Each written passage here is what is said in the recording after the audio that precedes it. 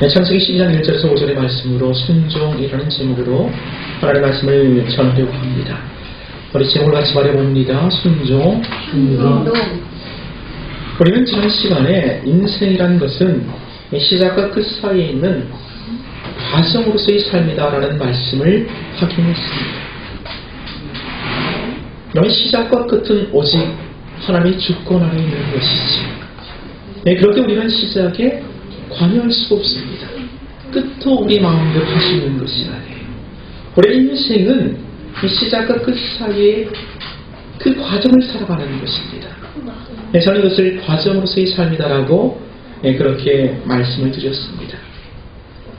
과정으로서 살아가는 삶을 마칠 때 그때 드리는 고백이 마침내의 고백이다라고 그렇게 말씀을 드렸는데 여러분 기억이 나십니까? 우리 5절 말씀 한번 읽어보십시다. 5절 시작.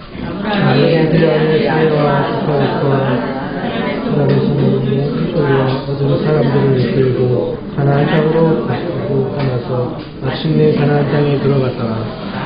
마침내 가나안 땅에 들어갔더라. 모든 과정은 마침내라는 고백과 함께 마무리되어지는 것입니다.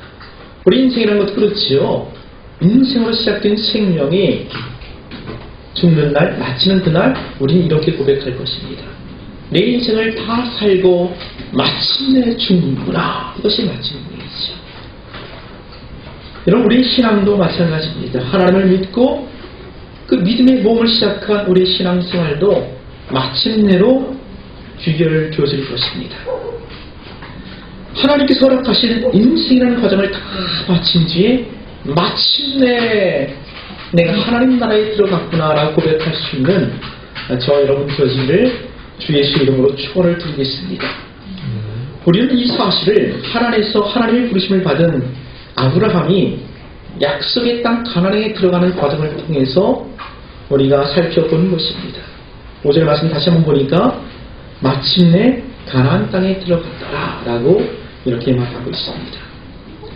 여러분 마침내 이 고백에는 무수히 많은 삶의 과정들이 녹아져 있는 것입니다. 어르신들하고 대화를 하다 보면 가끔 이런 얘기를 듣는데 어르신 지금까지 어떻게 사셨어요? 이렇게 물어보면 뭐라 그래요? 내가 지금까지 산 얘기를 다 책으로 쓴다면 수백 권은 또 쓸게요. 이렇게 말씀을 하세요. 그러니까 그만큼 삶의 내용들, 그 과정들이 많다는 것을 우리에게 보여주고 있는 것입니다. 마침내 고백에는 그런 삶의 모든 과정들이 다 녹아져 있는 것입니다. 저는 오늘부터 몇 주간에 걸쳐서 이 마침내의 고백이 담고 있는 삶의 과정들을 풀어내 보려고 합니다. 먼저 오늘은 이 순종에 관한 이야기들을 같이 나누고 싶습니다.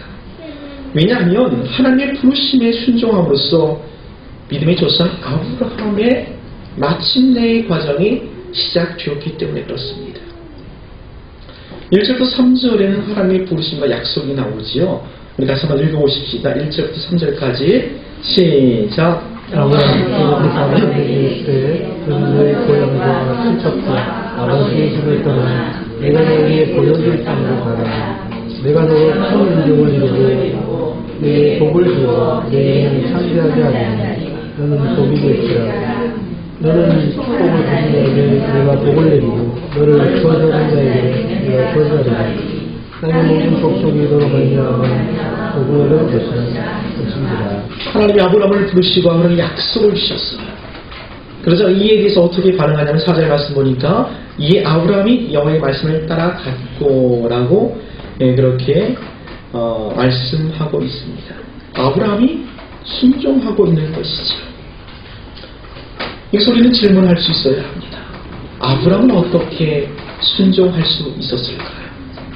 한번 상상을 해보시길 바랍니다. 전혀 가보지 않은 곳, 알지도 못하는 그곳, 하나님께서 말씀하셨는데 그곳을 향해 모든 것들을 정리하고 떠나가는 아브라함을 생각해 보십시오. 어떻게 그럴 수가 있을까요?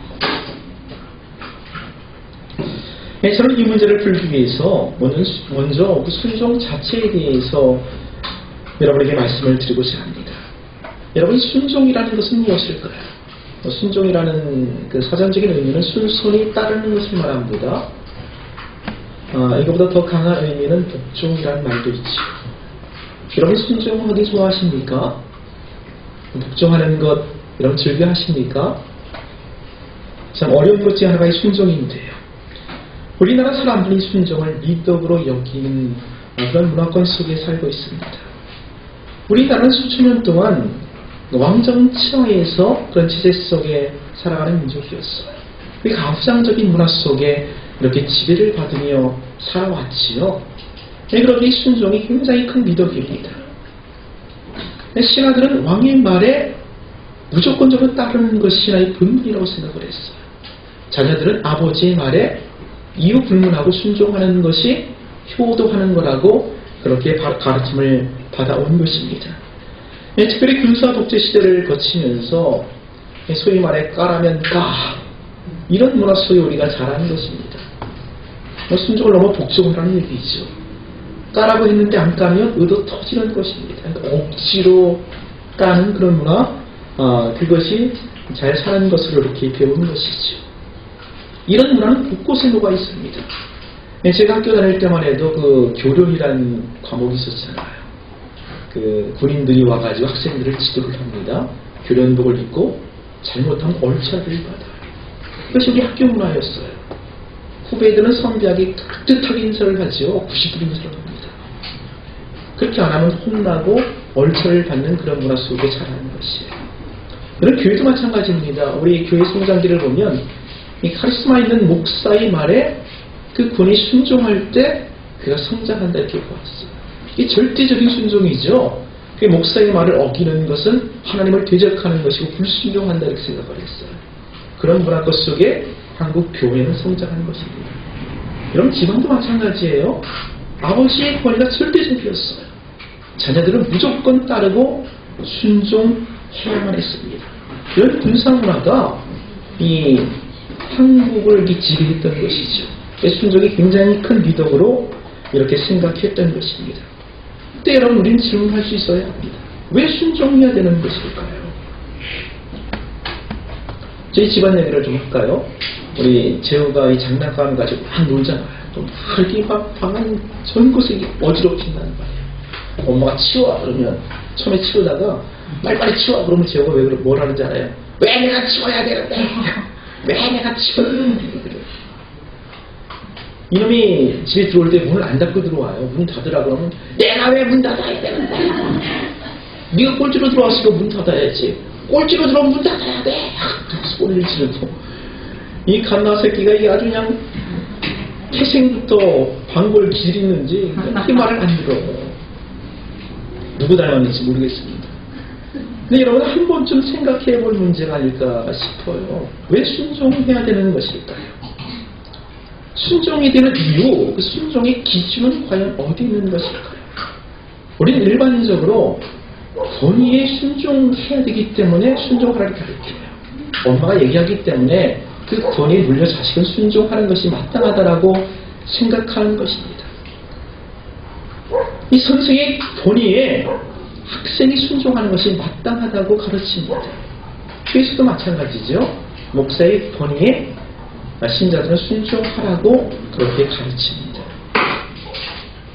근데 여러분 이것이 정말 다일까요? 권위로 누른다면 무조건 그 권위에 순종해야만 하는 것일까요? 어저께는 4월 16일이었죠.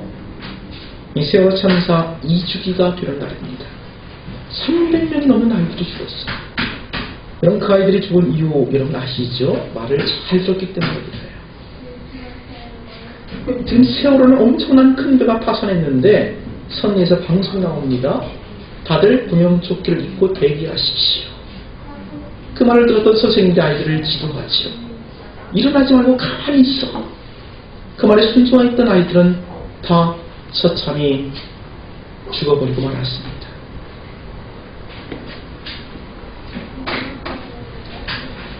만약 누군가 제우처럼 왜 가만히 있어야 되는데요? 라고 반문했다면 어쩌면 많은 아이들이 그 침몰하는 배와 같이 침몰하지 않고 배에서 나올 수 있었을지도 모르는 것입니다. 여러분 순종의 기준은 과연 무엇일까요? 저는 순종의 기준은 생명이다라고 믿습니다. 생명을 살리는 것이라면 아무리 어려운 말이라도 우리는 순종해야 합니다. 그러나 생명을 해치는 것이라면 그 어떤 권위가 우리에게 명령할지라도 우리는 불복종해야 하는 것입니다. 거기에 맞서 싸워야 하는 것입니다. 가장 좋은 예 중에 하나가 그 교통법규입니다. 여러분, 우리가 교통법규를 지키는데 왜 그렇죠? 사고로부터 우리의 생명과 재산을 지키기 위해서 그렇습니다. 근데 운전을 하다 보면 때로는 위기 상황에 직면하게 되죠. 어떤 경우에는 이 불법을 행해야 생명을 지킬 수 있는 그런 상황도 도래하게 되는 것입니다. 여러분, 그럴 때는 가차없이 교통법규를 어겨야죠. 그것이 법의 참된 뜻이고 의미일 것입니다. 여러분, 모든 순종의 기준은 생명에 있는 것입니다. 그런데 문제가 있지요. 이 순종의 기준이 생명이라는 것은 이해가 됩니다. 그런데 이 생명의 기준을 다 파악할 수 없다는데 우리의 문제가 있어요. 이것이 생명을 살리는 것인지 이것이 생명을 파괴하는 것인지 우리는 다 알 수 없다는 것입니다.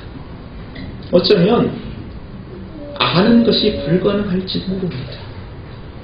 그래서 아이들이 어른 말에 순종하는 것이 지혜로운 처사입니다. 학생들이 먼저 가르침을 받았고 오래 사신 선생들의 말에 순종하는 것이 사는 길일 수 있습니다. 그것이 지혜로운 처사이죠. 그러나 그것을 절대 할 수는 없는 것이에요. 왜냐하면 그것이 진리가 아니기 때문에 그렇습니다. 어른들도 실수하고 선생님도 오판할 수 있기 때문에 그래요. 그래서 우리는 계속해서 질문해야 하는 것입니다. 저는 이런 점에 이 아브라함의 순종을 주목하고 싶은 것입니다. 여러분, 다시 처음의 질문으로 돌아오십시다. 아브라함은 어떻게 순종할 수 있었을까요? 저는 이 말씀을 묵상하면서 아브라함에게는 생명에 대한 진지한 갈구가 있었다고 추측을 합니다. 그 생명이 무엇인지에 대해서 아주 진지하게 갈구했던 사람입니다. 다시 말해 과연 무엇이 나로 하여금 살게 하는가라는 질문입니다. 근원적인 질문이지. 여러분, 그런 질문 해보신 적 있어요? 나를 살게 하는 것이 과연 무엇인가? 라는 그런 본질적인 질문 말입니다.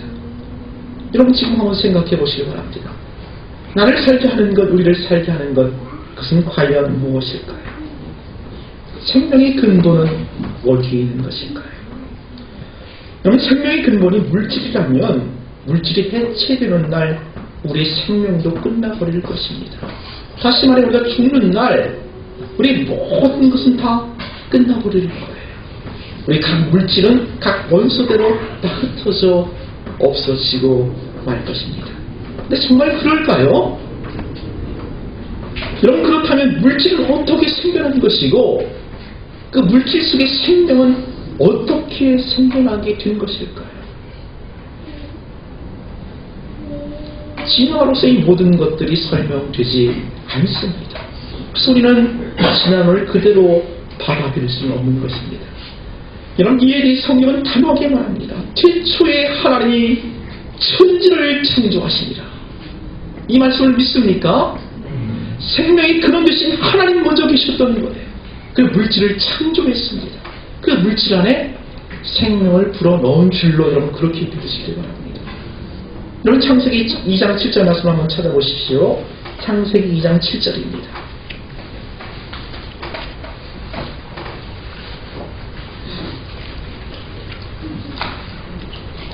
창세기 2장 7절 같이 읽습니다. 시작. 여호와 하나님께서는 사람을 지으시고 그를 넣으시니 사람이 생명이 되니라. 하나님 땅의 흙으로 사람을 이렇게 지으셨어요. 마치 여러분 그 도자기를 빚듯이 흙으로 사람을 빚으신 거예요. 그것은 물질입니다. 그리고 하나님께서 그 코에 하나님의 생명력을 불어넣었다 이렇게 말해요. 그러자 그 물질이 생명을 가진 존재가 되었어요. 그가 생명이 되었다라고 성경이 말하고 있는 것입니다. 사랑하는 여러분, 저는 아브라함이 직관적으로 이 사실을 알고 있었다라고 믿고 있는 것입니다. 생명이 그러니 물질이지 않고 하나님께 있다는 사실을 그는 알고 있었던 것 같아요. 그래서 그에게 필요한 것은 물질이 아니라 생명의 근원이 되는 하나님이었던 것입니다. 이 하나님이 아브라함이 나타나신 것이죠. 우리 창세기 12장 1절 말씀을 다시 읽습니다.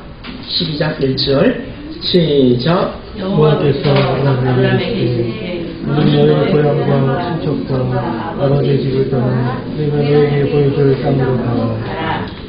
여호와께서 아브라함에게 이르시되 그 생명의 근원 되신 하나님이 아브라함을 이르는 거예요. 이 두 가지를 명령하십니다. 이 명령이 순종하는데요. 첫째는 떠나라라는 명령이에요. 우리 같이 말해보십시다. 떠나라. 떠나라. 어디를 떠나라 그래요? 너희 고향과 친척과 아버지 집을 떠나라 이렇게 말합니다. 아브라함의 고향은 갈대아우르입니다. 여러분 갈대아우르는 그 문명의 발생지예요. 거기는 굉장히 과학이 발달되었고 지금으로 말한다면 미국의 뉴욕 같은 그런 도시였을 거예요. 세계의 중심지였습니다. 거기서 떠나라 이렇게 얘기하는 거예요. 우리 친척과 아버지 집, 이 아브라함의 아버지는 데라라는 사람인데요. 그 당시에 우상을 만들어 가지고 파는 그런 상업하는 사람이었어요. 그 당시에 그런 상황들을 볼 때 아브라함의 집안은 중상위 이상의 아주 부유한 집안이었을 거예요. 그 당시 또 아브라함이 75세였거든요. 아브라함은 삶의 터전을 든든하게 잡고 먹고 살만한 그런 사람이었을 것입니다. 거기를 떠나라고 말하는 거예요. 삶의 근거라고 여겼던 모든 것들로부터 떠나라 라고 하나님께서 그렇게 명령하고 있는 것입니다. 왜 그럴까요? 왜 하나님은 그것들로부터 떠나라 그러시는 걸까요? 사실 이런 것들이 내 삶의 근거가 된다고 생각하기 쉽지만 이런 것들이 삶의 근거가 되지 않음을 하나님께서 알고 계시기 때문에 그렇습니다. 여러분 아무리 문명이 발달하면 뭐합니까? 그 문명이 우리를 살게 하지 못합니다.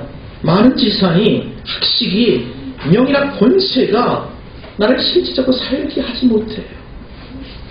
이런 것들이 내게 너무 멀게 느껴지죠. 한 번도 가져보지 못하는 권력, 명예, 학식, 실감이 잘 되지 않을 것 같아요. 가장 가깝게 있는 것들을 한번 생각해 보십시다. 내가 먹는 것, 내가 입는 것, 내가 자는 것, 의식주, 이것이 나를 살게 하나요? 한번 생각해 보십시오. 의식주가 나를 살게 하는 것 같아요? 실질적으로 그렇지를 않습니다. 아무리 좋은 옷을 입어도 더 잘 사는 게 아니에요. 그래서 잘 산다는 말을 우리가 잘못 사용하고 있어요. 돈이 많은 사람을 잘 산다 이렇게 얘기하잖아요. 그건 잘 사는 게 아니죠. 돈이 많은 것일 뿐이죠. 아무리 좋은 옷, 명품 옷을 입어도 그 사람을 잘 살게 하지 못합니다. 아주 좋은 음식 먹고 사면 그 사람이 더 잘 살까요? 그 생명이 연장될까요? 그렇지 않아요. 어디에 사느냐는 중요한 것이 아니에요. 어떤 집에서 잠을 자느냐, 그것이 내 생명을 결정하는 것이 결코 아닌 것입니다. 이런 것들이 우리의 생명을 한치도 연장시킬 수가 없어요. 예수님이 그렇게 말씀하고 계세요. 우리 한번 읽어볼까요? 마태복음 6장 25절입니다. 마태복음 6장 25절.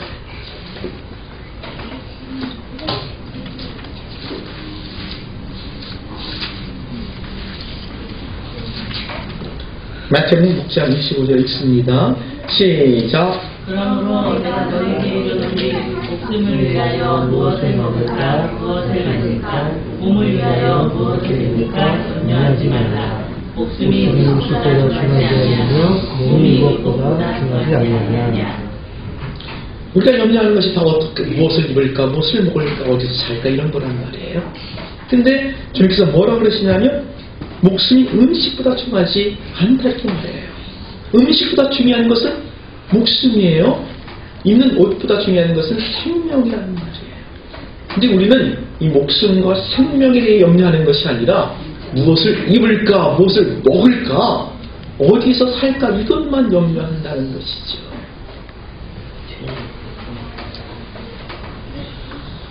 그래서 여러분, 이것이 우리 신앙의 근본적인 문제라고 선자들은 지적하고 있는 거예요. 우리 예레미야 2장 13절 말씀 한번 읽어보십시다. 예레미야 2장 13절. 구약 성경 예레미야 2장 13절.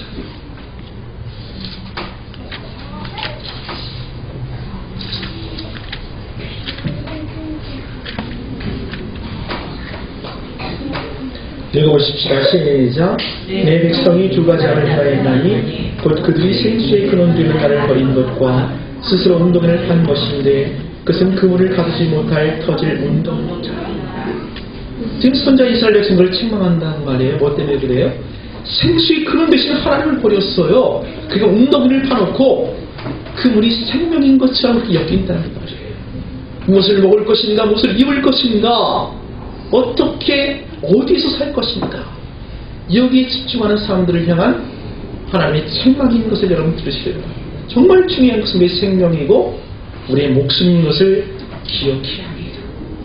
사랑하는 여러분, 아브라함은 하나님의 부르심을 받은 뒤에 이 사실을 알았던 거예요. 그래서 친척과 아버지 집 그 고향을 떠날 수가 있었던 것이죠.